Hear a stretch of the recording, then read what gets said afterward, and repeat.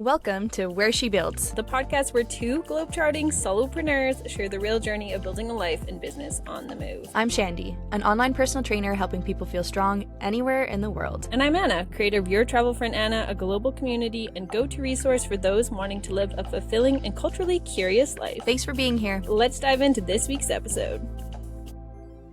Welcome back, everyone, to the Where She Builds podcast. I am Anna, joined always by my podcast partner, Shandy. Just changing it up a little bit this time. That was very different.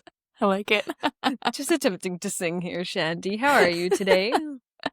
I'm good. How are you? I'm doing well. We are in the same, I feel like this is deja vu to last week. We have some stability here. I'm still in Montenegro. You are still in the Netherlands and recording virtually again or remotely again. But this is our normal. So it's nice. Always It nice feels to kind of see your hard to get face. back into it, right? I know. It feels a little different. I'm back to staring at her in the screen now. I loved staring at you in person a few times for our episodes. Yeah, it was really nice. We'll have to do it again sometime.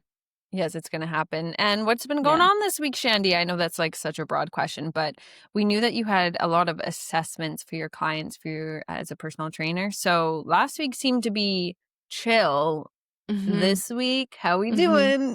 I think I was getting a bit too cocky last week too. Okay. Because last week I was like, oh, it actually went really well. It was super chill, not much. This week has been a kerfuffle, but it's a good kerfuffle. It's just very busy. Lots of reassessments this week, actually more than I was expecting it to be just planning wise. And then lots of workouts with people online. They just wanted a couple of extra workouts here and there. So that's all kind of piled into this week as well. And it just, when it rains, it pours. Everything is fine. I'm doing fine. Great. I need to have that cup again.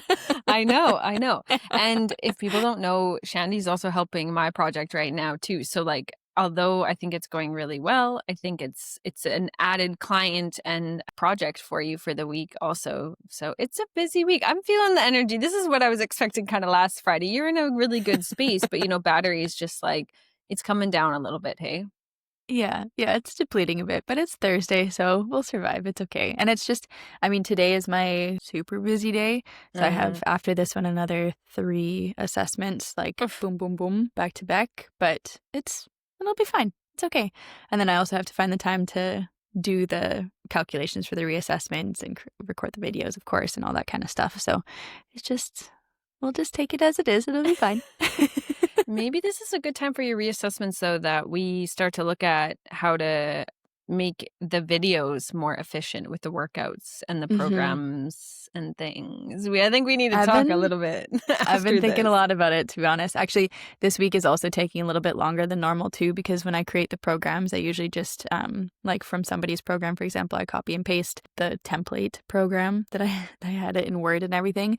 But now I've been using Canva, so I've been having to essentially transfer everything over. And that also takes, of course, a lot of time and making everything look pretty. And just because it's all changing of the branding and everything. So it's happening all at once, but it's fine. I'm fine. Everything's fine. I think it's really nice so that we get to hear a little bit behind the scenes because everyone, it's nice to hear how you're navigating change in your business, trying to stay updated. So starting to learn a new software, which is Canva, and building a little bit different and trying to stay current with your branding. It's something I'm actually focusing on with the client. I'm trying later today, I will pitch them to have an awesome graphic designer help I just feel like bring their presentation to 21st century. And it's yes, this shift of just, hey, we got to make a move. And now's the time to do it. Now's the time we might have to invest a little, but the payoff always comes circle. It's just not right as we think it might happen. It just sometimes takes a little bit longer. Yeah. And we're actually going to talk about this later today, or later in our podcast. But yes, it's a lot of things that we wish we knew. when we were starting business and all that kind of stuff. But it's fine though. It's good, and it's a nice way to evolve, because if you don't evolve in a business, you're not gonna keep with the business. You have to evolve as times change and things change, and the things that worked for you 2-3 years ago aren't gonna work for you now. So that's just that's the way it is with running a business, and you have to either evolve or fall, and we like to evolve here. Evolve or fall. Take your pick, people. Not, but And how are things with you? How is the co-living going? Yeah, the co-living is going very well. We're in this like nice routine, but also it's definitely been identified that perhaps I should have remarketed the co-living to like, if you're seeking a slow moment, this is the co-living for you. It's been such a nice, like wholesome, slow routine, but with really great sustainable habits. So thanks to you, you're absolutely kicking our butts, our bums, and our gigachas or something. Villages. Gigachas. Your gigabytes. Our bums. Shandy's like working us out and we're all sore I'm like hating her in the mornings. I just have to say on Tuesday, I felt the same as you, maybe that the whole battery thing. Tuesday, I just woke up and I was like, my battery's not 100. Like my sleep did not recharge it, but I am so, so glad and like pat on past Anna's back that I planned to have fitness as a priority inside the co-living. And of course, I'm your friend. I'm always going to support you, but I'm really liking how this is working out because you're utilizing the space we have, little equipment, yet we feel our full body exercises. Today I was dripping people sweat. It was so warmer outside on the terrace. I was like, dang, she can like, even through a screen, she's kicking her butt. So I just want to... possible. Yeah, everything's possible. And little did you know, do you remember me? I asked you to pause so I could scream. So I was like, can you do that one more time? We had our arms up in the air with the band going back towards our shoulders. Oh, yeah. Yeah, I screenshotted it. Did you really? Because as I've always said, I'm your biggest fan. And I just want you to know you're teaching a live workout class to a group right now. Yeah. Internationally to 3 people at the same time. And I just don't think it's a piece that I just want to keep promoting. And I know that you can make it bigger and better and bigger in whatever context you want it to be. But I can see this happening for more pop-up co-livings, for more stationary co-livings, for these remote working companies that are bouncing around month to month. Like Shandy, if you are listening, Shandy can make your space work for you wherever you are. Little communication goes a long way. And anyway, this is my hype. Like I need to bring you along in my pocket because this is... Well, we're gonna work together. I don't need to do any more. kind of marketing. No, this is our marketing. Like I'm here to be your advertisement. I don't care because You're so sweet. This is my testimonial too. Is working. Like I actually am like, wait, I feel strong, and I'm like, I see my body changing a little bit, even, which is wild. Yeah. Anyway, that's my tangent. But so honestly, that's what I love to hear. Like people like fitness for different reasons, but I love to hear that people are feeling more confident and more stronger and just overall carrying themselves differently just because of a couple of hours a week of moving their bodies. It's just such an incredible feeling on both sides. Like, I'm sure you feel great, but then me as the trainer, I'm like, okay, yes, you are doing something for you and you are better because of that. And that makes me better. So it's just like everybody wins. It's such a great feeling. And then also what a great group dynamic too, right? Oh my With the gosh, 4 of you. Yeah. We have our apartment host doing her best. She's doing her best. She's twice her age. Let's just She's so put it sweet. simply. She is very impressive with her mobility. The shoulder mobility is insane, eh? That is for me, that is goals. If I am that age and I have that type of mobility, I'm like, I don't want anything else. That's what I want. She's doing it. And yeah, we're only doing 2 hours a week with you, but those 2 hours are making a big difference. And I think it's, again, about that consistency for us. And then in between that, the girls are finding their own rhythm. So some enjoy running multiple times a day. I'm aiming for once a week just because our weekends are quite full. Some are doing more yoga flow or just spending the morning. So it's also nice because I think it's created this structure that we know Tuesdays and Thursdays are strength training days. And then it's allowed the guests and myself to find a way to find what movement means in between that. But if we had been like, hey girls, what time do you want to work out? Like, what should we do? I don't know. We're like 9 a.m. We just got to show up. And that's what, I mean, that's why we have you. That also takes a lot of overhead off of your plate too, right? Because that's a huge barrier for people coming into fitness is that they don't know what to do. It's hard to schedule time because fitness can be moved around all the time. If you have a full schedule, that you're just not going to fit that in. But if you have a class or something that you have to go to, or you have somebody else to hold you accountable, you're going to show up regardless of if you really want to get out of bed or not. You're going to do it because there's other people around you that are waiting for you. And that accountability is a huge thing. So yeah. On Tuesday, I was like, who scheduled these classes at 9 a.m.? That was my like, dead battery me. day. I was like, I can't complain. And do you know the Spider-Man meme when they're like looking at each other in the mirror? You keep talking about this. No, this is a different one. The Spider-Man meme when they're like, he's like pointing at Spider-Man and then the other Spider-Man's pointing at the other one. And then it's like, you're the problem. You have to look at yourself in the mirror. I'm pretty sure you referenced this in a different Chitty Chat and I don't know the meme. I did not. She's pulling it up. You keep talking. I'm going to pull it up. Not a hard thing for me to do. No, the co-living also was so great because this past weekend was our first weekend exploring. So yes, driving manual, success, check mark, wine tasting. I did it. Yeah. Actually it was pretty good because it's diesel actually, the car. So it has like way more clutch to give. Yes. Yeah. That's a huge thing. Yes. Yeah. Not sure what light is the pilot light, and I often forget to let it warm up before I turn it on, but it's starting. So yeah, and if anyone's interested, it's a great rental car company here in Montenegro that I'm using. So you reach out and I can let you know. They actually deliver the car to us and they pick it up, which really? Yes. That's nice too. I do think we're paying more to actually rent the car, but in my girl math, if I had to go to the neighboring town where rental cars are, I'd be paying the same amount for rent a car plus taxi as I am for paying just the rental car. And there's so much flexibility. I'm like, hey, anytime now you can come get it. They're like, cool, we'll text you when we're half an hour away. Yeah. Boom, and also don't forget that your time is also worth money. So 100%. It also takes you time to get to the other place. Also back to the Spider-Man thing. I can't find a good one, but it's funny. Okay. I'll send you one later. It's funny. Anybody listening, look it up. It's funny. But back to the car. You'll just have to send it to me. Yeah. And we did Skadar Lake. We went on a boat tour. Ooh, nice. Yes. I've never been on the lake before and it was so pretty. Amazing. So we were a bit hungover from the wine tasting the night before, but we made do.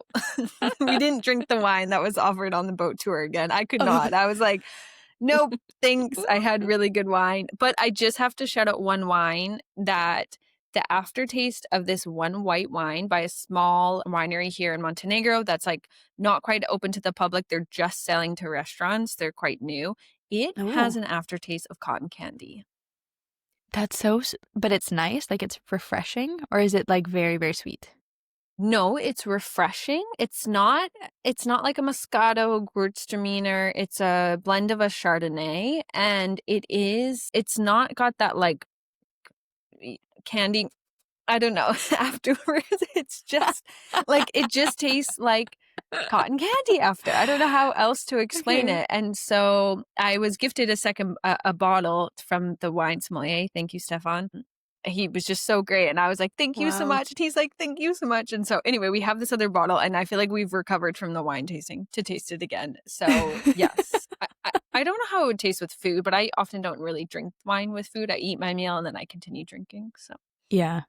Anyway. You need both. Yeah. Yes. Yeah. Okay. But that's so nice though. That's like so many cool experiences that you're doing. And it sounds like your weekend was also very busy. So you're having a nice balance between adventuring, discovering new places while you're still at this co-living, but then also having people to, again, accountability. Yes. Working together, having a nice routine together, bouncing maybe ideas off of each other. So that's what a great setup. That's so nice. It's been really, I'm really happy with it. I'm learning lots. Yeah. Being a trip organizer, the little mistakes I think I've made along the way, mostly on the finance side of things, but I really am. Do I do this again? Do I not? Do I do it? Do I not? I don't know. I'm so up and down.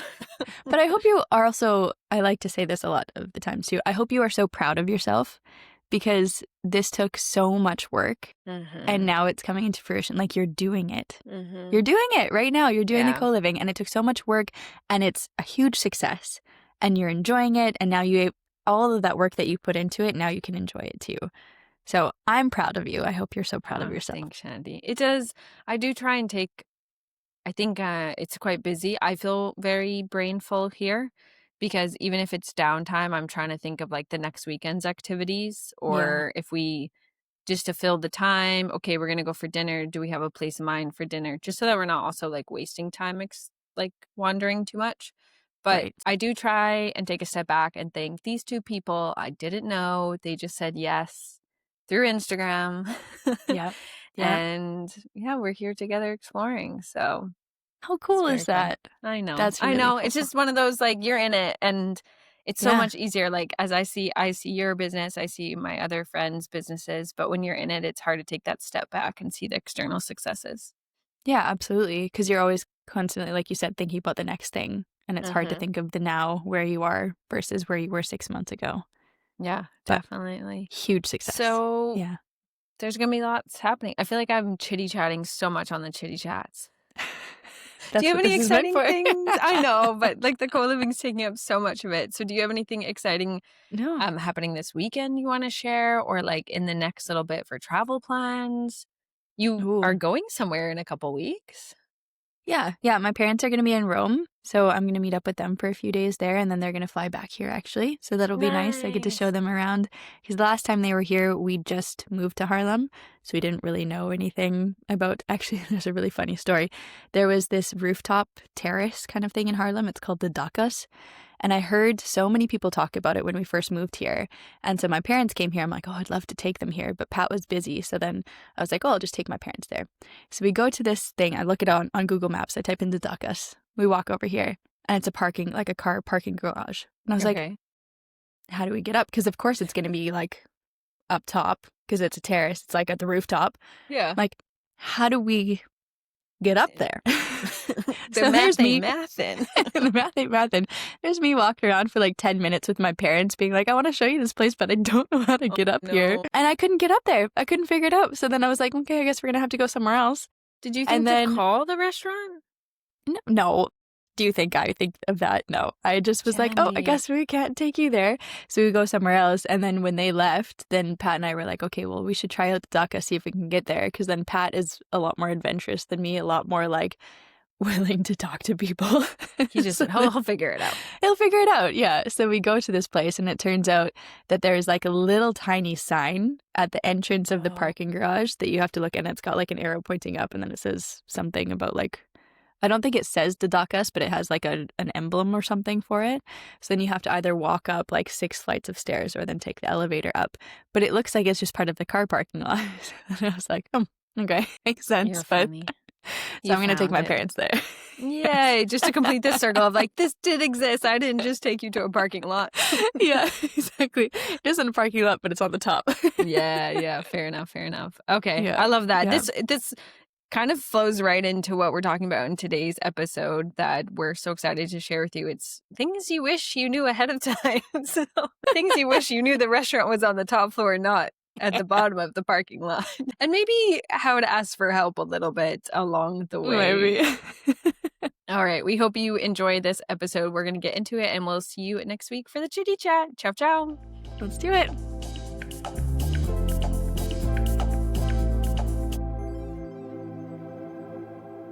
In today's episode, we're talking about all the things we wish we knew before starting our own businesses, living abroad, figuring out health and wellness as adults, and trying to keep long-distance friendships alive.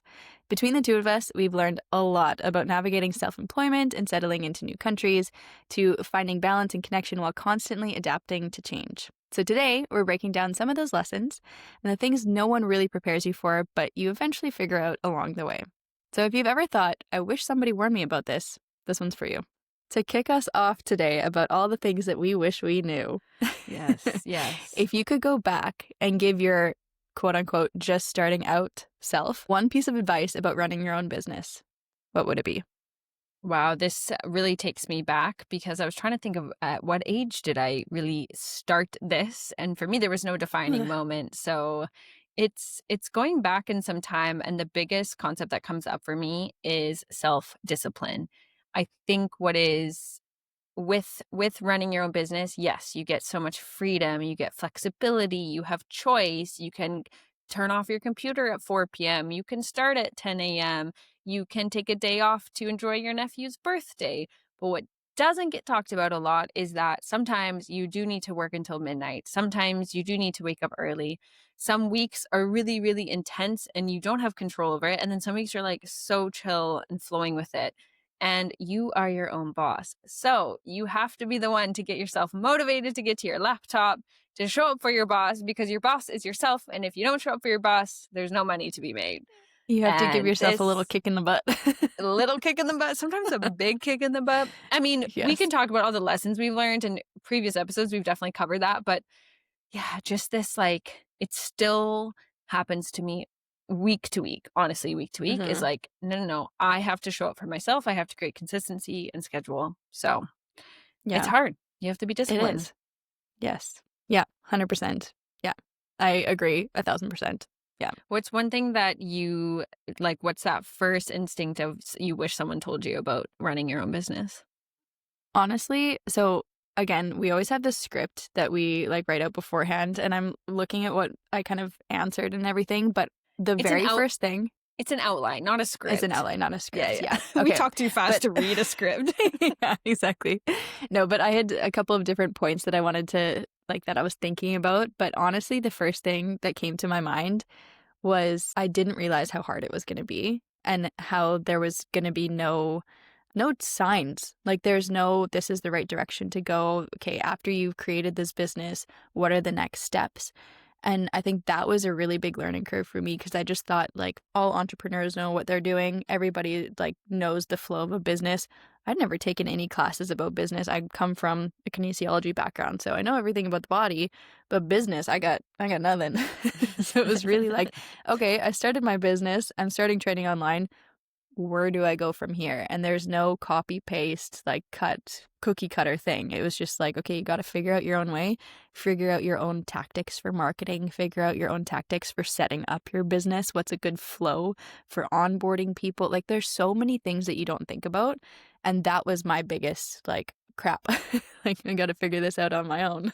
Yeah, I echo everything you're saying. And the component is there's so much information out there as well, but then what path do you take, as you said? So I think in a company employee setting, the company has already chosen the software that you're going to at least implement these new methods in, or these new structures. But for yourself, you have, let's say you need accounting software. What accounting software do you take? And then you're having to ask, colleagues or like old friends or this network of people. And do you trust them because they're your competitors, or they're not in business with you? They're like, oh, I just use this at work, but your work is so different. So that's something that's really, really difficult of, like, yeah, everything I think we're going to talk about today is going to be like a pro and a con. You have ultimate choice of, like, those choose your own adventure books. Yeah. But you just sometimes want someone saying, yeah, you're on the right path, honey. Keep going. Right? Yeah, no, and that's exactly it, because you don't know if you're on the right path or not. Like, you don't know if the choice that you made about the marketing, or the choice that you made about the onboarding your client, you don't know if that's going to work unless you try it out. You might lose a client because of that, because it wasn't the best choice for onboarding. It wasn't as smooth as possible. Maybe they had a better experience with somebody else. All of those things, but you don't know until you try it out, and you have to fail before you fly. Yeah, I love the concept of fail forward. So yeah, I think one component for me also in starting a business is the confidence piece. I think there's a separation of self-confidence in terms of your personal life, maybe in dating or in your family or in your friendships. And then there's also this confidence piece of who are you when you show up running your business or trying to create something. And also we should talk about, like, maybe you are still working that full-time job and you're wanting to show up as someone who's building either a freelance gig or a full company on the side. Like, who is that identity? How are you utilizing your personality? Maybe keeping some things a little bit more hidden, maybe bringing some other pieces of your personality forward. I know for myself, I've tried to just be as authentic as possible. And so I prefer a more personal relationship where I get to know a little bit about you, where you are in the world working, maybe. And some folks would want to keep that really, really private. So I think a big component has been self-confidence and just showing up. And sometimes I still get that, like, I'm just a girl figuring out the world. And you have to show up and be like, no, that's not going to work for me, or these are my working hours, or this is how I demonstrate my value. And a large component of it is, like, just fake it till you make it and presenting yourself as best as you can. Yeah. Yeah. And overcoming that imposter syndrome as well. Kind of what you said, Huge like, thing. oh, I'm just a girl. Yeah.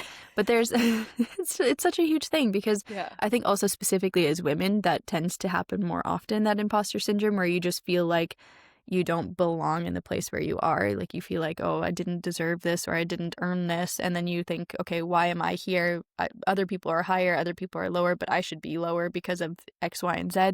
So it's really just, I mean, it's a daily struggle overcoming that imposter syndrome and knowing that you are where you should be and you are the only dictator as to how high you can go. There's no ceiling. You break that ceiling yourself. We should put that on a sticker, Shandy. Just spitting facts and some truths here. I definitely agree with that. And it's taking this moment. You've also made me realize this a lot in my projects in a friendship way, I feel, but also in, a fellow entrepreneur, like, hey, take a pause, realize where you've come in whatever time period you're telling me to. So like recognize where you've come from point A to point B. And one thing that has been really helpful in this too is finding community. And that's such a broad and like overused phrase. But I think finding people who have a similar mindset or value system, but aren't in the same industry and or aren't a competitor, us, for example, is a huge example of how this can benefit you, where you can talk about things I felt aligned with our value system, but I'm not a personal trainer. I'm never going to be in competition with you, but I can talk about how you're representing yourself to clients. And this is very helpful too when you're trying to sell and to practice selling. And this is on our outline. I put the puke emoji because this is the part I hate the most. I think any person that has a conscience hates selling in some aspect. And I say that with like a quote that it's just, I don't know, selling the way that we think about it is icky. Like we were talking about this before the podcast too, where people just send out a cold DM and it's like, hey, I have this offer and I think it's perfect for you. And you're like, you don't know who I am. You don't know where I come from. Like you just see my profile picture and you think you know everything about me and you think you know what I need. Like I get so mad about this. Every time I get a cold DM like that, immediate block. Immediate. Because my approach, and I feel like we're similar with values with this way as well, we want to first get to know the people that we are maybe interested in working together. And I always think with working, also like my side as a personal trainer, people don't pick me, I also pick them. So I want to make sure that we vibe well together, that 100%. We are a good match. And I want to know about you. Like I want to know who your family is. I want to know what your values are. I want to know what your goals are before I even start trying to sell to you.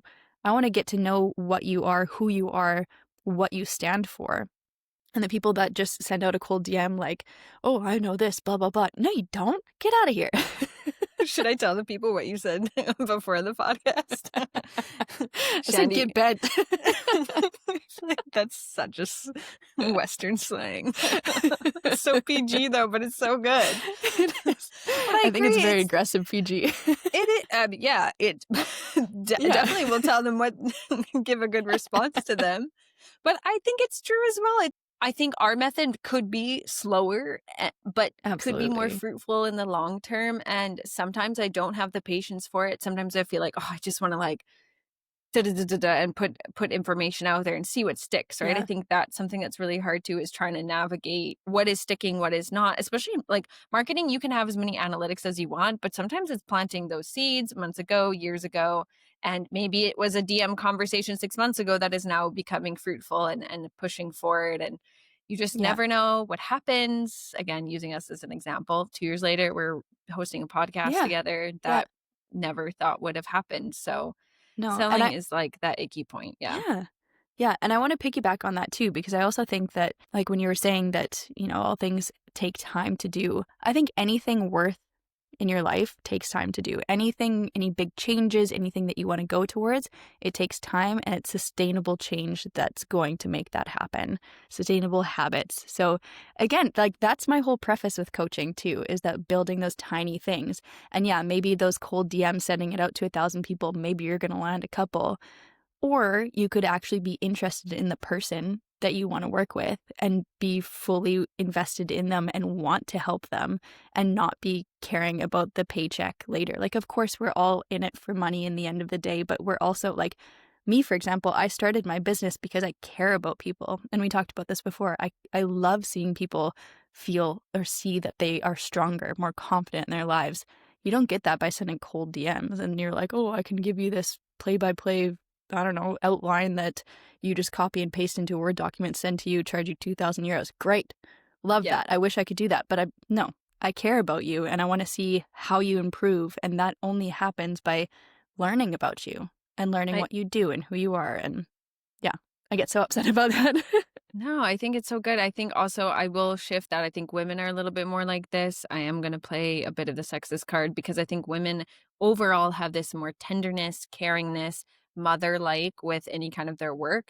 It hinders us sometimes because we're too invested, we're too emotional with it, we're too tied to it. But it can make us thrive as well because we're really invested to make it happen. And we want to know your journey. We want to make it happen. We want to make sure you're okay in the progress of it.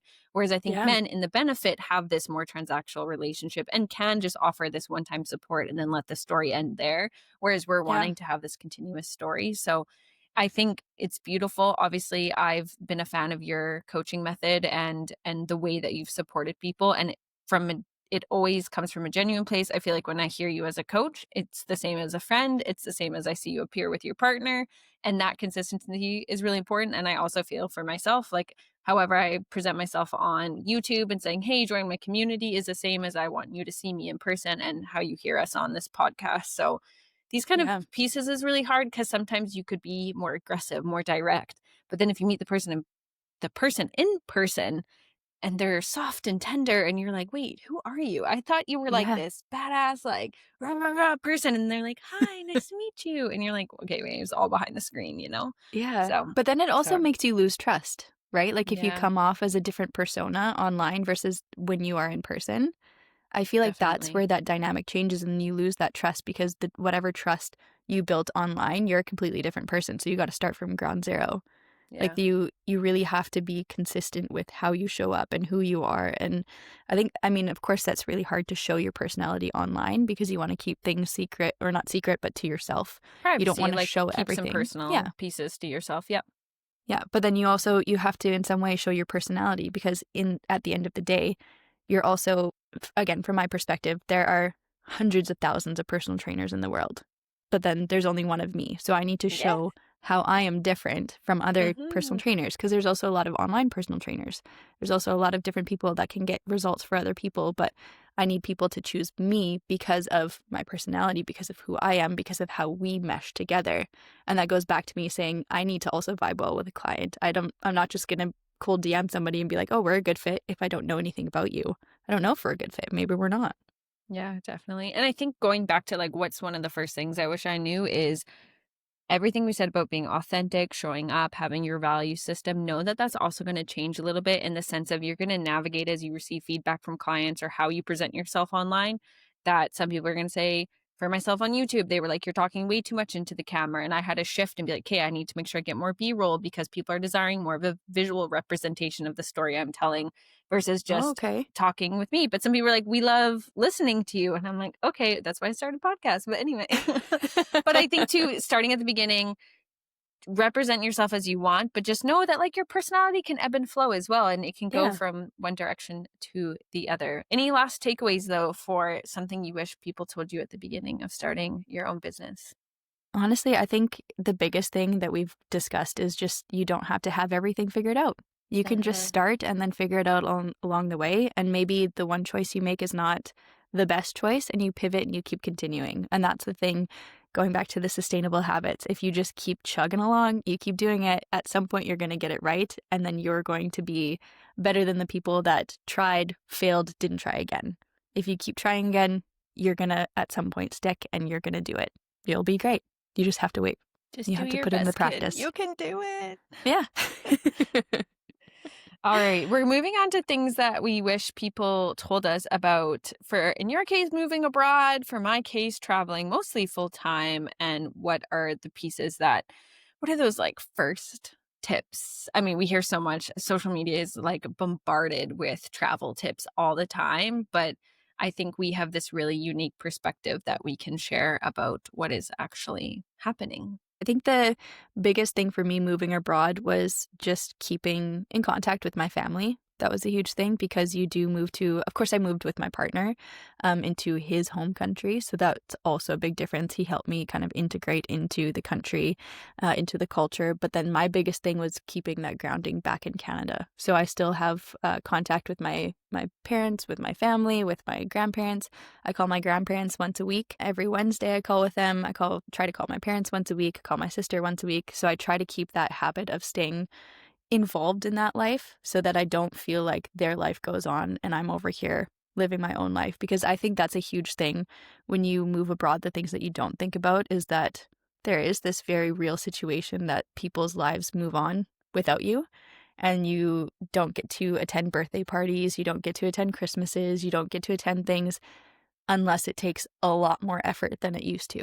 So it's just keeping in contact with people and that you love and being there for them in the way that you can, and just saying like, hey, I know that we're 9 hours flight difference, but if you need me, you can always call me. And that's, I think, a huge thing, because then it's also reverse for me too. Like, I know that I can call people back at home and I'm in a safe place. So I think that's Definitely the biggest thing for me. Yeah. What about you? Oh, it's so cute. Like Sandy's just I'm I'm kind of so sorry. switching the page here, and yeah, I agree with everything she's saying, but I might go a little not darker, but just I've mostly solo traveled, so I echo everything you're saying, and I say that from a solo travel perspective where it can be lonely. We see a lot of solo travel in terms of the hostel world, the digital nomad world. Look at me, 10 countries, 10 days. I've been traveling for 2 years.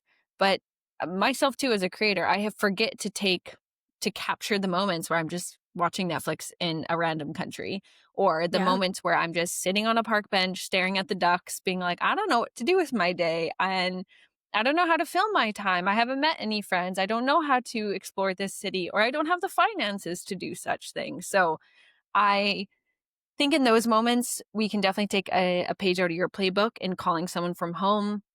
This is why I always emphasize also having a data plan. I think on the other context, there was a woman I met. She was Belgian, and I met her in a hostel in Albania, and she wasn't feeling well. She was just like reading in her bed. But of course, we started talking, and she said, yeah, today's my day off. And I was like, oh, can you explain that to me? She said, I'm traveling full time. And if you think about work as a full time job, sorry, if you think about traveling as your full time job, as if you had a 9 to 5, so not in our case, our freelance world, but you would have weekends. So she said, I take 1 or 2 days out of my week to be a slow day, to be a day where she reads, she does laundry, she calls back home, she takes it really easy, a slow morning, she doesn't book any tours, any museums. She makes sure that she's staying in one place for one day. And this is like 2, 3 years ago, and it stuck with me ever since, of just, you have to schedule Netflix days. And I think, especially if you're doing like a 3 week, 1 month, this is like a common kind of, backpacking Europe. Make sure that there is like an evening at minimum. Otherwise, you will come home sick. I can guarantee it. You're going to come home burnt out. Yeah, burnt out, 100%. And that's the thing. Like, we paint traveling as such an amazing experience, which it is. Like, it changes you as a person experiencing all these different things. But it also is a lot of stress. It's a lot of stress on your body trying to figure out where you're staying, where you're going, where you're going to eat, where you're going to sleep, all of these different things.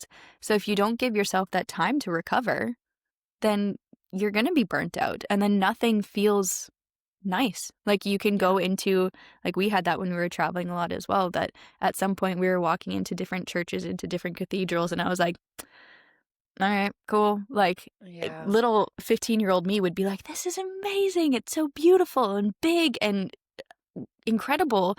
But yeah, 25-year-old me was looking at it and like, okay, it's another cathedral. Can I go sit somewhere and eat an ice cream? Like, I don't want to do anything else. So you lose that spark from traveling if you aren't capable. Yeah. I think it's a dopamine hit. So I know after like a bigger travel, when I went back to my home base, I asked a friend who has traveled for like 7, 8 years. I was like, how do you handle your time at home? And he told me that you have to slow your dopamine hit down, Anna, so that the next time you go on an adventure, you feel that rush again of like, wow, it's so beautiful here. Whereas if you continue to just go hype spot to hype spot to hype spot, your nervous system and your expectations are going to want to have this dopamine hit, this excitement, this adrenaline of like everything is magical. And then you're going to miss that little moment where like a cat just walks by you, because that's not going to be the thing that on Instagram that you saw that you're supposed to be wowed by. And just to slow down your nervous system. And I have to say, longer term travel work has allowed this to happen for me, where I have these normal things. And then when I have a weekend or time off, I really do feel that like, oh my gosh, where am I? Look at my surroundings, those wow moments. But you just got to slow down sometimes. Yeah. And things don't become just a checklist. Like when you're going to Rome, for example, it's like, okay, I've seen the Colosseum, I've seen this, I've seen the Forum, I've done this. Okay, now you sit down and you're like, oh, it's not that special. It's incredible. Like you get to go to Rome where these things have happened for thousands of years, and you get to walk in the places where Julius Caesar has walked. You get to do these things. Like, how crazy is that? Mm-hmm. But then at some point you just think like, nah, it's another cobblestone road. Yeah. Like you need to give yourself that time to recover. Yeah. Maybe this too would work. I'm thinking this would work in solo travel. You made me think of an idea. Correct me if, or how do you feel this would work for living abroad as well? Is creating your own kind of small bucket list. So instead of, let's use Rome as an example, instead of doing like the Spanish Steps, the Colosseum, I'm forgetting all, the Pantheon, what are the 5? The Trevi Fountain. There's one more. I forget it though. It's the big the white Roman building. Forum, right? Maybe that's the one. Like the big, anyway, what if your checklist was something like try and learn 5 Italian words, seek out the cheapest restaurant, go to a Michelin star restaurant, say good morning to 5 people in Italian, including a child. That sounds weird. Just kidding. Don't do that. But I'm thinking, I don't know. That was bad. But I'm thinking like a nonna, a nonno. I was thinking like that's where my brain was going. Like an older, like every generation, like try and just these things that are going to maybe, you never know what's going to happen then. So yes, have those tourist moments. But then I was thinking maybe this could be utilized when living abroad as well, because when your space becomes new and familiar, maybe it's like, okay, wait, I'm like settled here. I know my neighborhood. How can I spice this up again? So what are the neighborhoods I haven't explored yet? What are the parks I haven't explored yet? Maybe I need to go to a meetup in this destination because these kind of people I've heard about, but I've never interacted with. I wonder how that would work when living abroad. I think I totally agree with that. Like, I think it's pushing yourself out of your comfort zone in different ways. Like something that, I mean, when you're saying go and say hello or good morning to 5 different people, I'm immediately like, no. Yeah. But then it's also like, I did that when I moved here too. Like I immediately went to different language classes, like just meetups. So then I would meet people that were in similar situations, because Dutch people aren't going to go to a Dutch meetup, like Dutch learning Dutch, whatever. But like then I was able to meet other people that were also learning Dutch. And then now I have a nice community here that I built on my own, that are full of great people that we share the same values, everything like that. So it's really, I mean, I needed to have that initial stepping out of my comfort zone. So I think that's a huge thing, in doing things that fill your cup. So instead of just checking off the list of visiting things in Rome, it is indeed going to different places, sipping on your coffee and picking 5 beautiful things that you notice around you, or eating some pasta and what are the flavors that you're tasting. Your senses. Really indulge in the experience and be fully immersive, fully there. Don't be on your phone looking at different things or taking a picture and be like, okay, check, go away. Stand there, stare at the thing, really take it in and be aware of where you are. Like, how incredible is it that we have that opportunity to travel and keep that spark? Definitely. And the one other piece I was thinking about is that I lost it now. I totally forgot it. This is happening I'm talking today. too much. No, you're not talking at all too much, Shandy, but I had something in my head and now that's what it was. It was keeping your hobbies. No matter if it's if it's a 1-week vacation, you're digital nomad for a couple years, or you're moving abroad. If you like running, you like cooking classes, you like reading, you love pottery. I don't know who's into pottery these days. You like beer, you love tasting new beers, you love wine. If you're into the party scene and you know that other scene, do the things that like remind you of home, maybe in this new place, but like keep those things that kept you joyful in your home base or the previous location you were in, and then just expand on them. And there's one point I want to shift us to as well, is just speaking up for yourself. I think, especially as a solo female traveler, making sure that you adapt a little bit to the culture, that word is so hard to say actually, culture that you're in. I know as a Canadian, we can be overly friendly, nice, people-pleasing, and I've had to remind myself that in certain destinations, it's better to keep a more stoic or neutral face. Of course, keep your manners, but make sure that you're addressing appropriately for this space to maybe not attract certain attention that you want or don't want. And of course, moving abroad, really trying to understand where you're living and keeping your own personality, but like just that little shift to maybe adapt to where you are. Yeah, yeah. But in a way, also don't lose yourself too, especially moving abroad. Like traveling is different, but I noticed like if I'm speaking Dutch, I feel like a different person than if I'm speaking English. Like Dutch Shandy has a different personality. Are you spicier?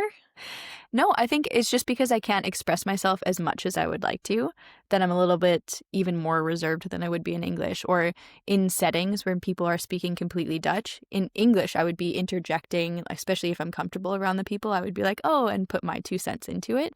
But then in Dutch, I don't have that because they're going really quickly, or I don't have that quick thing that I want to say. I can't come up with it. So then I'm very much more in the background. So then it's also, you try to find or keep your personality in those situations as much as you can, even though it's hard to do it when you're in a different situation surrounded by people that aren't from the same background as you. Hey friend, thanks so much for listening to this episode. Shandy and I have a genuine joy for producing these episodes and creating content for you on the podcast. If you can hit us a like and subscribe on YouTube and also rate the show on Spotify, that would help the show grow significantly. And it will also help us to bring bigger guests and even richer content for you in the future. Okay, now back to the episode. Great. On to our next point, which you touched about a little bit on further. Maybe you can expand on it. Is this idea of how can we show up, in our case, as a friend, daughter, sister, when you are long distance from the community or home or family that you once knew? It sounds so dramatic. How do you? I really think it. Yeah, I think this is going to be the underlying theme of today. It's just those sustainable habits. So keeping in contact with the people that you love back at home that make you feel like you. I heard this thing, I can't remember who did it, but it was such like a sweet idea that I want to do with my nephews when they're a little bit older. It was like a long distance aunt idea that you order them food and then you eat the same food here and you like FaceTime them and then you have like a Subway dinner together or something. Can we do that? Or you have, yeah, we can do that. I don't know if I can find Subway here, but we can have some sort of pasta or something. Yeah, for but it's sure. just such a nice idea because then you can have that dinner together and you can converse together. You can find out how their days were, what was the favorite part, what was the saddest part. Like you can just talk about their days and you can be more present with them, just having dinner together. So that could be like, I'm just picturing myself on a phone propped up and then me talking to my nephews and my sister and her husband just eating dinner together. But I think that's such a nice idea, and that's something that I'm hoping to do together when they're older, of course, and their attention span is not 5 seconds. But yeah, definitely. I feel there's also my family has a range of like who's on their devices. Some people like don't look at their WhatsApp group chats until like a week later, and some people are looking a minute. And so I think sometimes I really emphasize like tagging people or calling them more. There's certain people that like I text daily. This includes families and friends. Some relationships are those day-to-day relationships. You tell them what you ate, how you slept, like probably way too much information about your day. And then there's some friendships that I've had that like one friendship I showed up I called him 7 years later, and then I ended up staying at his house for 10 days. We were like old friends from university. Wow. And I was like, I wonder what he's up to. And then he's like, hey, how's it going? Oh my God, you're coming to Vancouver. You should stay at my house. And I was like, yeah, I should. Amazing. So shout out Nick. But I haven't talked to him since I left. But I know if I was in Vancouver again, I could show up. We could go for dinner. We'd have a kiki basically and just like have a good time. So I think my biggest thing is like in salsa dance, it takes two, or no, not salsa, tango. It takes two to tango. Same thing, but same, different. It takes two to tango. So if you want deeper relationships, you have to make that effort. Sometimes if a friend isn't contacting you, reach out. Why is that? Yes. Set up these virtual coffee date. Say, hey, do you want to have a walk and talk? I love those because we're getting movement in. So good for us. Yeah. And we're getting to Yeah. discuss. I love that you said that, because that does seem to be, I don't know, a common theme in our day and age, is that like, oh, if they wanted to, they would. But Yes. it's like, at some point, if everybody has that mindset, nobody's going to do anything, because we're just being passive in our own lives. So if you want to reach out to that friend, or you want to reach out to that long distance acquaintance, whatever, and you're thinking like, oh, I wonder, like, I try to keep this habit of reaching out. If I think of a person, I send them a message. I'm like, hey, I'm just thinking about you.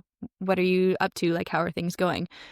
On the flip side of that, I'm very bad at replying afterwards, but No, but Shandy, you're very intentional in your responses. I think you're very consistent in your delayed responses. I don't know how to say yes. that. Like, you always do respond, just people are delayed. And I think that's what it's establishing some consistency. So if you were the friend that I texted all the time, all day for 3 months, and then all of a sudden you were like a once a week friend, something shifted for me. And because we're not in person, I need to identify why that's happening. So I think, yeah, just calling people out and making effort. Yeah. Making effort, especially Yeah. if you've met new friends. I've met a lot of international friends, and some of these friendships I've really wanted to deepen, and I've had to put a lot of effort forward to make sure to like literally put it in the calendar, make sure that you connect with your friends, and just don't lose some friendships. They're so Yeah. important. But also, traveling friendships take a different level of effort to maintain as well, because you meet traveling, and if you don't have the effort to come back again, maybe you don't ever see each other again. Yeah. So it's really, like you said, putting it on the calendar, even if you're scheduling a walk and talk, or if you're scheduling some sort of FaceTime call or something, and just keeping in contact. If you really felt like that there was a spark or there was a good connection, just keeping that alive. Yeah. I love that. Yeah. Keep the spark alive. All right. Yeah. Our last section here, which is got Coach Shandy's name written all over it, is what do we wish we knew about health and wellness in relation to the previous topics, I believe. So in travel and running your own business, what are some things that you wish you knew about earlier? I think a big thing culturally is that people think the more the better. And so lots of people, if they want to go to the gym, they're not going whatsoever. They're not doing any type of movement to start off with. And then all of a sudden it's like, I want to do 7 workouts a week. I want to do running 5 times. I want to do kickboxing. I want to do jujitsu. I want to do everything all at once. And it's like, okay, that's great for the first week or 2. But then it's, again, coming back to this underlying theme, it's not sustainable. So it's really just, the more is not better. You find something that you really like to do. And maybe that's not going to the gym. Maybe it's going for walks. Maybe it's doing yoga. Maybe it is doing jujitsu. Who knows? Like, you just find something that you like to do. You add it into your calendar. Try once a week. Once you find that that's a sustainable habit and you can sustain that for once a week, then we start adding a little bit more. And then we become a better version of ourselves, because you can add more activity in your lives. And then you'll notice that your body starts to crave a little bit more activity. And that's when you sustainably add that into your life. If you're constantly, like I said, if you're adding 7 days of workout every week, you're going to burn out. You're not going to love it. You're going to hate going to the gym. And 2 months later, if you're lucky, you're going to hate it and you're never going to step foot back into the gym again. So adding that small, consistent habits into your day is going to be your best friend. Definitely. My biggest component about health and wellness to add on from my experience is that movement can be a social activity. It can be just a time filler in a really good way. If you're like, a lot of the time I find myself waking up, I don't have to work until like 2 p.m. ish. I know I'm going to go out for lunch, maybe by myself or with a friend. I'm like, what should I do in the morning? If it's a place that I'm really established in as, let's say, a tourist or a short-term expat. Words today. Short-term expat. I'm like, hey, a walk. Let's do a longer walk though, not just a commuting walk. And let's call a friend at that time, like going back to that piece of connecting things together. So I think movement can be really fun in finding expats that are playing volleyball if you're near a beach, or like a soccer club, or a lot of co-living and co-working communities, especially if they are international, offer something in terms of workouts. If your hostel as well is offering a yoga class, do it if it's free. Yeah. What do you have to lose besides getting some movement, some flexibility, and then you're off your devices for that hour as well. So it is not just about the body. It's about your mind, your overall health. Can you say that again? I love that. I love Shandy's that. got her hands in a circle. Like, people can't see that, remember, Shandy, unless you're on YouTube. Oh, yeah. I just want to circle everything Anna just said and then put it in a box and keep it up everywhere. Yeah. This is 100% it. Movement, and I'm going to say this again, movement is not just for the way that you look. It is for mental health. It is, yes, for physical health, apart from the way that you look, apart from your appearance. Just moving your body a couple times a week decreases your chance for cancers by a crazy amount. Just going for a walk, get outside, move your body. Like, it's just, there's so many other benefits to physical activity apart from getting a six pack and looking good in a picture.